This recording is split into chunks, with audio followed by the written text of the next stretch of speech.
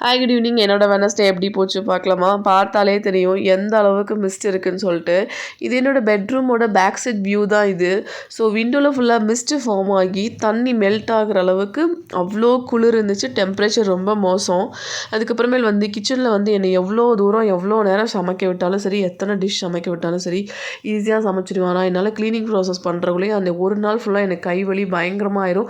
ஆனால் weekly once வந்து compulsory நான் எல்லாத்தையுமே க்ளீன் பண்ணிடுவேன். அதாவது எனக்கு அந்த உப்பு ஜாடி யூஸ் பண்ணுற பாக்ஸு, அதுக்கப்புறம் எல்லாமே வந்து கொஞ்சம் கூட தண்ணியும் அழுக்கோ இருக்கக்கூடாது. ஸோ க்ளீன் பண்ணி வெயிலில் காய வச்சா தான் யூஸ் பண்ணுறதுக்கு நல்லாயிருக்கும். அதுக்கப்புறம் எல்லா வேலையும் முடிச்சுட்டு மார்க்கெட்டுக்கு போனோம். மார்க்கெட்டில் காய்கறி காலிஃப்ளவர் சீசனால் அவ்வளோ ஃப்ரெஷ்ஷாக இருந்துச்சு. ஒன்று மட்டும் இல்லை, எல்லா காய்கறியுமே.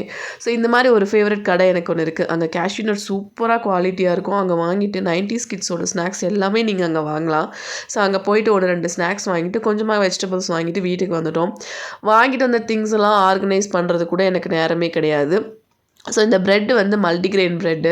ஸோ நான் இதை பற்றி நான் கண்டிப்பாக உங்களுக்கு சொல்கிறேன். ஈவினிங் கிட்ஸுக்கு ஸ்நாக்ஸ் வந்து வாழைப்பூ வடை, அதுக்கப்புறம் சத்து மாவு கஞ்சி தான் ரெடி பண்ணி கொடுத்தேன். இந்த மல்டிக்ரெயின் ப்ரெட் இருக்குது இல்லையா? ஸோ யார் வெயிட் லாஸ் பண்ணுறீங்களோ அந்த மாதிரி இருக்கவங்க மைதா யூஸ் பண்ணாமல் இது யூஸ் பண்ணுங்கள். இதில் எல்லா விதமான சீட்ஸும் உள்ளே போட்டு பேக்கிங்காகவே வச்சுருப்பாங்க. மல்டிக்ரெயின் ப்ரெட்டுன்னு கொஞ்சம் மட்டும் ப்ரைஸ் டிஃப்ரெண்ட் ஆகும், பட் ரொம்ப ஹெல்தி.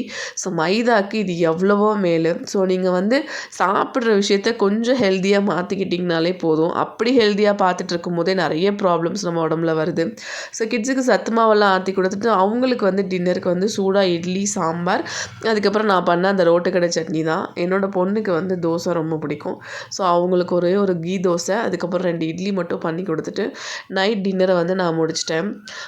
இட்லி தோசை எனக்கு ரொம்ப பிடிக்கும். ஆனால் எனக்கு டைஜஷன் ப்ராப்ளம் இருந்தனால ப்ரெட்டோடு முடிச்சுக்கிட்டேன்.